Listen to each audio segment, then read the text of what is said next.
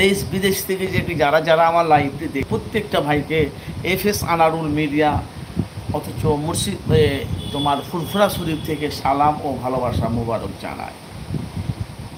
আপনারা জানেন যে আমি মানুষের কাছে সত্যটা তুলে ধরে এসেছি ভাই, কিছু গুরুত্বপূর্ণ আপনাদের কাছে আলোচনা করব লাইভে। আপনারা জানেন যে সোশ্যাল মিডিয়ায় বাংলার প্রত্যেকটা মানুষ সেরা জানে যে সামনে বিধানসভা ভোট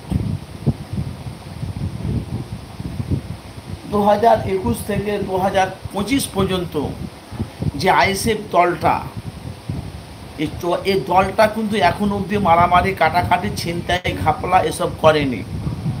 তো 2026-এ বিধানসভার ভোটের আগে কিছু এমএলএ কিছু বিধায়ককে কিনে নেবে টাকা দিয়ে, অথচ ক্ষমতা দাঁড়ায়। কে বলছে? ফুরফুরা শরীফে পীরজাদা নওশাদ সিদ্দিকী আপনারা জানেন যে বিরোধী দলকে কচু কাটা করে কাটছে নওশাদ সিদ্দিকী। আপনারা জানেন নওশাদের লড়াই হলো তৃণমূলের সাথে, বিজেপির সাথে। আমার কাজ হলো মানুষের কাছে সত্যটা তুলে ধরা। তো এই যে নওশাদ সিদ্দিকী যদি বডিগার্ড নিয়ে যদি নওশাদকে যদি বডিগার্ড যদি না দেওয়া হতো, আমার মনে আইএসএফ দলটা তো যা হতো হতো নওশাদকে কবে জানে মেরে দিত। কথাগুলো একটু মনোযোগ দিয়ে শুনবেন ভাইজান। যে নওশাদ সিদ্দিকী যে বাংলার মানুষের হয়ে পাশে দাঁড়াচ্ছে, মানুষের হয়ে কাজ করছে, এরকম বাংলায় বিধায়ক কয়টা আছে? 2026-এ বিধানসভা ভোটের আগে কিছু বিরোধী দলের বিধায়ককে এমএলএকে টাকা দিয়ে অর্থ দিয়ে কিনে নেবে, কিন্তু এলাকার কিন্তু বাংলার মানুষ সব বুঝতে পেরে গেছে আমাদের বাংলার সব ক্ষতি কে করছে। আমাদের বাংলার সব ক্ষতি আমাদের কে করছে?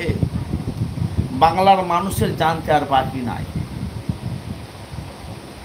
তো সোশ্যাল মিডিয়ায় যে আমরা দেখতে পাচ্ছি যে আইএসএফ দলটা, আমরা বিভিন্ন নেতাদের দেখেছি, বিভিন্ন বিধায়কদের দেখেছি, বিভিন্ন এমএলএকে দেখেছি, বিধায়ক অনেক এমপিকে দেখেছি, তারা মুখের ভাষা তাদের রাপ মুখের ভাষা। কিন্তু নওশাদ সিদ্দিকী এখনো অব্দি রাপ ওর ভাষা আপনারা দেখতে পেয়েছেন?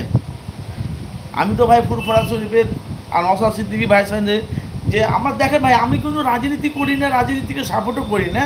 তো আমার মনে হয় আমি কোনোদিন নওশাদ সিদ্দিকী তার মুখের জবান থেকে খারাপ ভাষা এখন অব্দি আমি শুনতে পাইনি।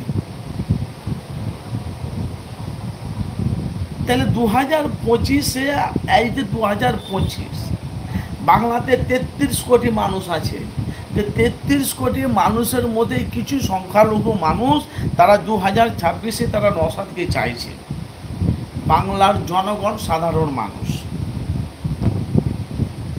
কয়েকদিন আগে একটা হিন্দু মানুষ আমাকে কমেন্ট করছে, मुझे फुरफुरा शरीफ पे अब्बास सिद्दीकी भाई जो है ना, वो नौशाद सिद्दीकी जो एमएलए जो भांगोरा एमएलए है ना, वो 2026 में नया मुख्यमंत्री होगा कि सीएम होगा तो बांग्ला बहुत बड़ा होगा, बहुत अच्छा होगा।